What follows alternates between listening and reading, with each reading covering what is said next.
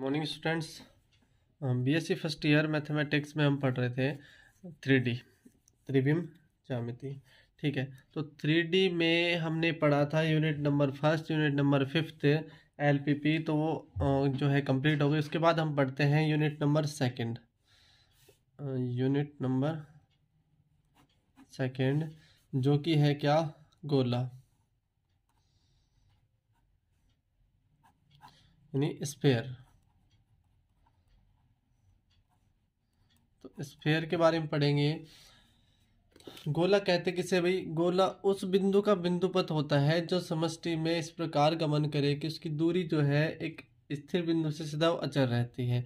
यानी ये मतलब अब 2D में बना के दिखा देता हूँ। ये वृत्त नहीं है भाई, ये गोला है एक्चुअल में। ठीक है, ये क्या है? गोला। इस पर कोई स्थिर बिंदु है, उस स्थिर बिंदु से जो है इसके दूरी जो है वो समान रहती है प्रत्येक। तो ये जो है स्थिर बिंदु से दूरी जो है वो क्या कहलाती है? ये बिंदु यहाँ कोई गतिशील है, यहाँ अंदर कोई स्थिर बिंदु है, तो ये क्या कहलाती है हमारे पास? त्रिज्या। तो ये गोले की त्रिज्या कहलाती है। ठीक है भाई, तो सबसे पहले देखते हैं अपन गोले का समीकरण। गोले का समीकरण में गोला जो था वो क्या था? एक बिंदुपथ है जिसमें किसी स्थिर बिंदु से सदैव दूरी क्या हो? समान हो। और गोले में स्थिर बिंदु को क्या बोलते हैं अपन? केंद्र। और गतिशील बिंदु से स्थिर बिंदु के बीच की दूरी क्या कहलाती है? त्रिज्या कहलाती है। अब गोले की समीकरण देखते हैं। समीकरण में नंबर फर्स्ट,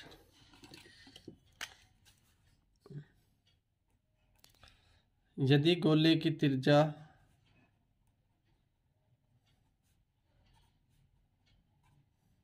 r एवं केंद्र का समीकरण, केंद्र के बिंदु जो है ABC हो, तब गोले का समीकरण क्या होगा? तब वही गोले का समीकरण होगा हमारे पास x माइनस ए का whole square, y minus B का whole square plus z minus C का होल स्क्वायर बराबर r square. First condition. Next, यदि गोले का केंद्र जो है वो मूल बिंदु पर स्थित हो,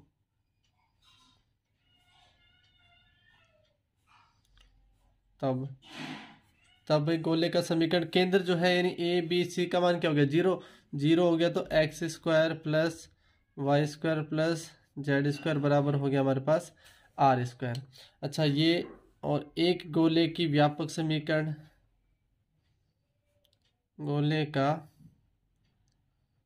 व्यापक समीकरण, तो व्यापक समीकरण होगा हमारे पास X square plus Y square plus Z square plus 2ux plus 2vy plus 2wz plus d बराबर 0। यहाँ पे केंद्र के निर्देशांक क्या होंगे भाई? केंद्र जो होता है वो u,v,w, इसके निर्देशांक जो होंगे माइनस एक्स का गुणांक बाई 2, ये u जो निकलेगा वो माइनस में एक्स का गुणांक बाई 2, और v है वो माइनस y का गुणांक बाई 2, और ये w जो है माइनस z का गुणांक बाय 2। तो ये u v w का मान आएगा। उसके बाद त्रिज्या किस प्रकार निकालेंगे भाई? त्रिज्या r बराबर under root u square plus v square plus डब्ल्यू स्क्वायर और माइनस का d। ये हो गई त्रिज्या निकालने का समीकरण। ठीक है, नेक्स्ट टॉपिक है हमारे पास समतल का अंतःखंड रूप समीकरण। समतल का अंतःखंड रूप समीकरण। एक समतल है, उसके अंतःखंड रूप समीकरण क्या होगा? जैसे अपन समतल बना के दिखा देते हैं एक 3D में।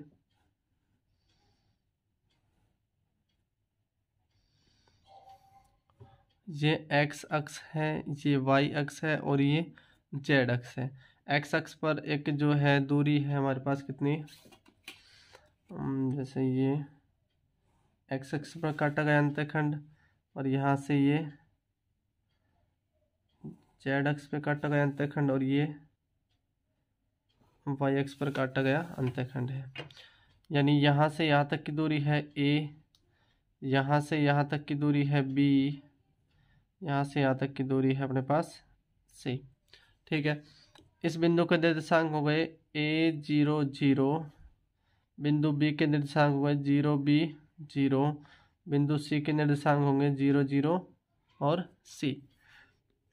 तो भाई अंतःखंड रूप में समतल का समीकरण क्या होगा, x upon A plus Y upon B plus Z upon C बराबर 1। ये है किसी भी समतल का अंतःखंड रूप समीकरण। नेक्स्ट भाई, समतल में त्रिभुज एबीसी के केंद्रक के निर्देशांक।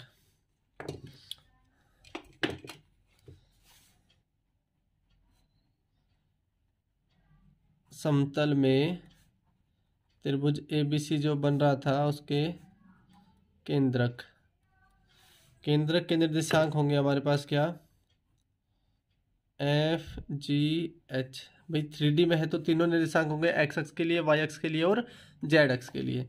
तो ये आ गया भाई x1 plus x2 plus x3/3, Y के लिए y1 plus y2 plus y3/3, Z के लिए z1 plus z2 plus z3/3। तो ये समतल में त्रिभुज के केंद्रक के निर्देशांक हो गए।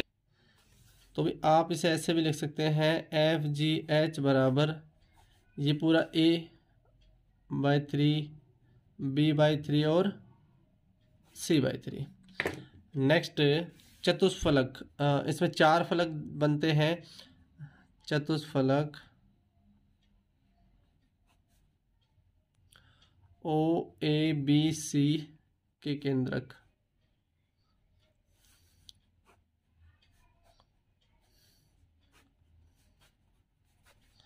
चतुष्फलक के केंद्रक हो गए भाई एफ जी एच। अब भाई फलक 4 हैं तो 4 निर्देशांक आ जाएंगे, x1 plus x2 plus x3 plus x4 upon 3, y1 plus y2 plus y3 plus y4 upon 3, z1 plus z2 plus z3 plus z4 upon 3। ये डिवाइड बाई 3 ही होगा, ठीक है, क्योंकि 3D की बात चल रही है हमारे पास। और नेक्स्ट है समतल का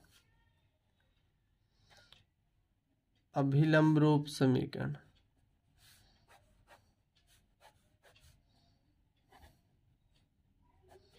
समतल का अभिलंब रूप समीकरण होता है भाई हमारे पास LX plus MY plus NZ बराबर P, और यहाँ LMN जो है वो क्या होते हैं, दिक्कोज्याय a upon under root a² plus b² plus c², b upon under root a² plus b² plus c², c upon under root a² plus b² plus c²। हो गया। p जो है मूल बिंदु से समतल पर डाले गए लंब की लंबाई, मूल बिंदु से समतल पर डाले गए लंब की लंबाई। तो ये तो था इसका भाई बेसिक। अब जैसे एक क्वेश्चन देखते हैं अपन।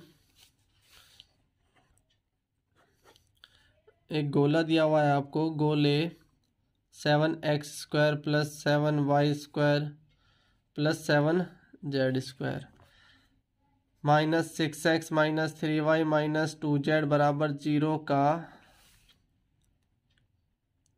केंद्र और त्रिज्या ज्ञात करो। तो भाई किस गोले का क्या निकालना है, केंद्र और त्रिज्या ज्ञात करनी है। सबसे पहले इस गोले को मानक समीकरण से तुलना करेंगे। तो मानक समीकरण रूप में बदला इसको, 7x² plus 7y² plus 7z² minus 6x minus 3y minus 2z बराबर 0। 7 का भाग दे दिया, क्योंकि मानक समीकरण जो थी x² + y² + z² + 2ux + 2vy + 2wz + d = 0 थी। तो आपने इसमें भाग दिया तो 7 का 7 x² + y² + z² माइनस का 6/7x -3/7y -2/7z बराबर 0। ये हो गई समीकरण नंबर 1। तो भाई ये हो गया गोले 1 का केंद्र का जो केंद्र के जो निर्देशांक थे वो क्या थे, u v और w। कैसे निकालते थे भाई, -x का गुणांक डिवाइड बाई 2 -y का गुणांक बाई 2 -z का गुणांक बाई 2। तो भाई -x का गुणांक तो माइनस ऐसे कैसे हैं, x का गुणांक है हमारे पास कितना, माइनस का 6/7, फिर y का -3/7 और z का -2/7। तो ये हो गया माइनस इंटू माइनस का 6/7/2 माइनस, और ये था माइनस का 3/7 2, और ये माइनस और माइनस का 2/7 और 2। तो सोल्व किया माइनस माइनस प्लस और 2 से काट दिया तो कितना बचेगा अपने पास, 3/7 माइनस माइनस प्लस, और ये जगह 3/14 माइनस माइनस, और ये 1/7। तो ये तो आगे किसके, u v और w केंद्र के निर्देशांक। केंद्र के बाद d बराबर है हमारे पास 0, त्रिज्या r बराबर क्या होती है, √u² + v² + w² minus d।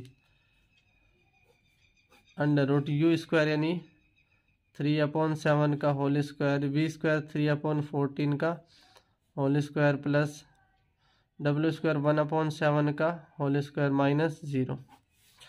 भाई सभी में 1/7 का होल स्क्वायर बाहर आ रहा है तो 1/7 बाहर आ गया, और अंदर क्या बचा, 3 का स्क्वायर,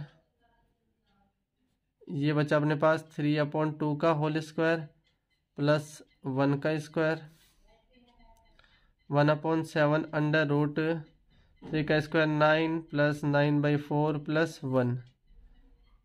एलसीएम लिया आपने 4, जगह 9 चौक 36 + 9 + 4 49 1/7, और ये √49/2 पूरा लोगे तो आप ये 4 सोल्व किया आपने 1/7 √49/4 के 7/2, 7 से 7 कैंसिल हुआ, ये आ गया 1/2। तो त्रिज्या r की वैल्यू कितनी है हमारे पास 1/2।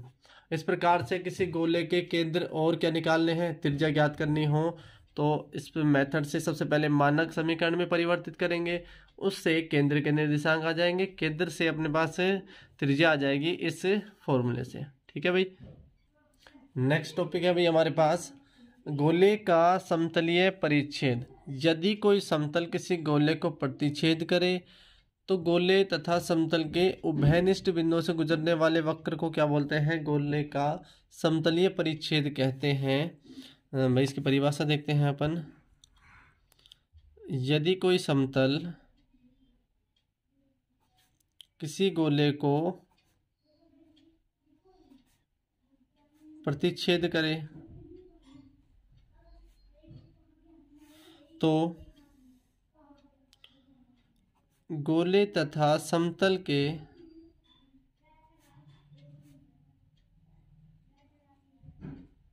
उभयनिष्ठ बिंदुओं से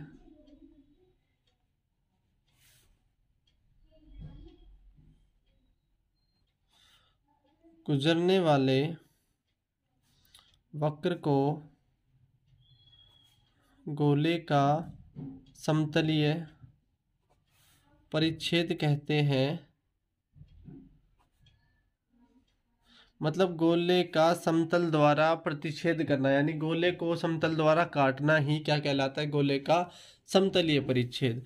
और भाई गोले को जब ये काटेगा समतल तो किस में परिवर्तित हो जाएगा, एक वृत्त में परिवर्तित हो जाएगा। तो गोले का समतलीय परिच्छेद जो है वो क्या होगा, एक वृत्त होता है, एक वृत्त होता है। नेक्स्ट, यदि गोले को प्रतिच्छेद करने वाला समतल गोले के केंद्र से गुजरता है तो सबसे बड़ा वृत्त का निर्माण होता है। यदि गोले को प्रतिच्छेद करने वाला समतल गोले के केंद्र से गुजरे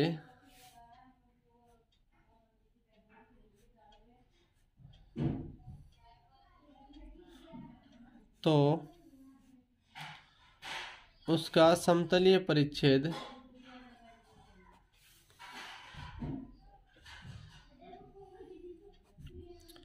एक वृहद वृत्त होता है, अर्थात एक सबसे बड़ा वृत्त का निर्माण होता है। जैसे भाई ये तो क्या था, हमारे पास एक गोला था, ठीक है। अब ये इसका केंद्र है, तो भाई यहां से अगर इसको प्रतिच्छेद करें किस प्रकार, इस प्रकार, यानी बीच में से अगर इसको काटा जाए तो ये क्या बनेगा, सबसे बड़ा वृत्त बनेगा, ये वृहद वृत्त का निर्माण होता है। या जहां वृहद वृत्त का केंद्र जो होता है वही क्या होता है, गोले का केंद्र, और वृहद वृत्त की त्रिज्या, इस जो बड़े वृत्त की त्रिज्या है वही क्या होगी, गोले की त्रिज्या। ठीक है भाई। अब वृत्त का समीकरण देखना है, इस गोले से वृत्त का समीकरण किस प्रकार निर्माण होता है। वृत्त का समीकरण भाई, यदि वृत्त के प्रत्येक बिंदु तथा गोले, वृत्त का प्रत्येक बिंदु गोले तथा समतल पर स्थित होता है तो दोनों समीकरण को संतुष्ट करेगा।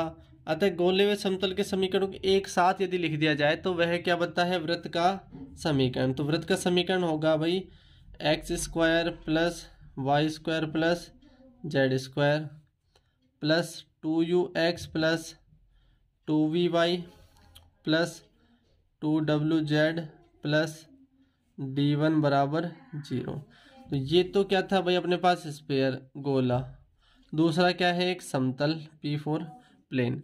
समतल है हमारे पास ax plus by plus cz plus d, यानी d जो है वो क्या होगा, d2 बराबर 0। इन दोनों समीकरण को एक साथ लिखने का मतलब क्या है, ये जो क्या था, वे गोला और उसको काटा किसने, प्लेन यानी समतल ने। गोले को समतल प्रतिच्छेद करेगा तो क्या बनेगा, एक वृत्त बनता है, और इन दोनों समीकरण का जो वेनिष्ठ मान होगा वही क्या बनेगा, एक वृत्त। तो दोनों समीकरण को साथ लिखने पर वृत्त का समीकरण प्राप्त होता है। नेक्स्ट भाई, दो गोलों का प्रतिच्छेद एक वृत्त होता है, ठीक है। दो गोलों का प्रतिच्छेद एक वृत्त होता है जब S1 बराबर 0 तथा S2 बराबर 0 के उभयनिष्ठ बिंदु एक समतल S1 माइनस S2 बराबर 0 पर स्थित हो। भाई दो गोलों का प्रतिच्छेद एक वृत्त कब होगा, जब S1 बराबर भी 0 है और S2 बराबर भी 0 है, और इन दोनों के उभयनिष्ठ बिंदु एक समतल इस पर स्थित होंगे, S1 माइनस S2 बराबर 0 पर, ठीक है। क्योंकि S1 माइनस S2 करेंगे तो एक समतल मिलेगा, क्योंकि x square plus Y square plus Z square का पद क्या होगा, विलोप हो जाएगा, और हमें क्या मिलेगा, सिर्फ ax plus by plus c x plus d बराबर 0 के रूप में। नेक्स्ट भाई, नेक्स्ट टॉपिक है हमारे पास, एक गोले तथा एक समतल के प्रतिच्छेद से गुजरने वाले वृत्त का समीकरण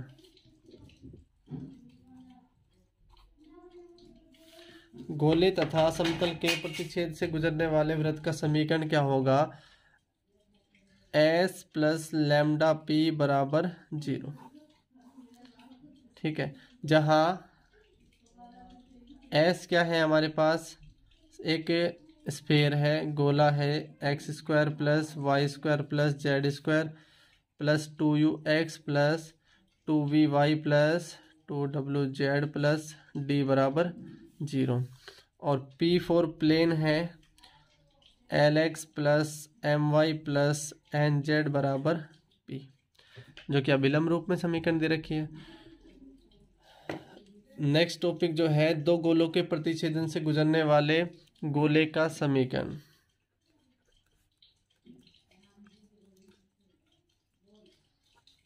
के प्रतिच्छेद से गुजरने वाले दो गोलों के प्रतिच्छेद से क्या बनेगा? एक हमारे पास भाई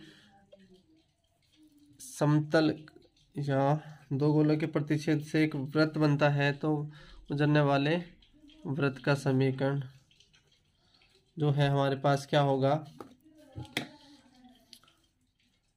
S1 x square plus Y square plus Z square plus 2u(x) plus 2v(y) plus 2w(z) plus d1 बराबर 0। S2 जो था x square plus Y square plus Z square plus 2u(x) plus 2v(y) plus 2w(z) plus d2 बराबर 0। तो ये हो गई हमारे पास क्या? दो गोलों के प्रतिच्छेद बिंदु से गुजरने वाले वृत्त का समीकरण। नेक्स्ट क्वेश्चन है हमारे पास, निम्न वृत्त तथा उनके सम्मुख उल्लेखित बिंदु से गुजरने वाले गोले का समीकरण। तो भाई आपको पास ये वृत्त दिया हुआ है, अर्थात वृत्त किस प्रकार दिया हुआ है? इस पे एक तो गोला है S, वो क्या है? X square plus Y square plus Z square is equal to या -9 बराबर 0, समीकरण नंबर 1। ये दूसरा प्लेन है हमारे पास, समतल 2x plus 3y plus 4z minus 5 बराबर 0, समीकरण नंबर 2। गोले 1 व समतल 2 से गुजरने वाले गोले का समीकरण, तो क्या पढ़ा था पीछे भाई? S प्लस लैम्डा पी बराबर 0। तो भाई S का मान रखा आपने क्या? X square plus Y square plus Z square minus 9 plus में लैम्डा पी का मान हो गया 2x plus 3y plus 4z minus 5 बराबर 0। गोला 3 जो है बिंदु 1 2 3 से गुजरता है भाई, बिंदु भी आपको दिया हुआ है। गोला 3 बिंदु 1 2 3 से गुजरता है, तब गुजरता है तो भाई x का मान 1, y का मान 2 और z का मान 3 रखेंगे। 1 का स्क्वायर प्लस 2 का स्क्वायर प्लस 3 का square minus 9 plus lambda 2 into 1 plus 3 into 2 plus 4 into 3 minus 5 बराबर 0। ये हो जाएगा 1 plus 4 plus 9 minus 9 plus lambda 2 plus 6 plus 12 minus 5 is equal to 0। 9 से 9 कैंसिल हुआ, ये आ गया 4 और 1 5 प्लस ये हो गया 6 और 2 8 और 12 20 से minus 5 15 lambda is equal to 0। तो भाई यहाँ से लैम्डा की वैल्यू आई हमारे पास कितनी? ये 5 तो उधर चला जाएगा, माइनस का 5/15 यानी lambda is equal to minus का 1/3। और इस लैम्डा का मान रखेंगे समीकरण में, किसमें? 3 में। लैम्डा का मान समीकरण 3 में रखने पर 3 में रखा भाई क्या था, x square plus Y square plus Z square minus 9 minus 1/3 into 2x plus 3y plus 4z minus 5 बराबर 0। तो ये हो गया भाई x square plus Y square, ये 3 जो है वो एल्शियम ले लिया, माइनस 9, या आपने इसको सोल्व किया 3 नम 27 minus 2x minus 3y minus 4z और माइनस का 5 बराबर 0, 3 उधर चला गया। तो ये आ गया 3 into x square plus Y square plus Z square minus 2x minus 3y minus 4z। Minus का तो क्या था 27 और ये माइनस माइनस हो जाएगा प्लस का 5, तो माइनस का 22 बराबर 0। तो ये आएगा बिंदु 1 2 3 से जाने वाले गोले का समीकरण। इस प्रकार से क्वेश्चंस को सोल्व करेंगे। तो हमने 2-3 टॉपिक पढ़े थे, उनके ऊपर क्वेश्चन जो है वो PDF में आपको मिल जाएंगे। So thank you guys.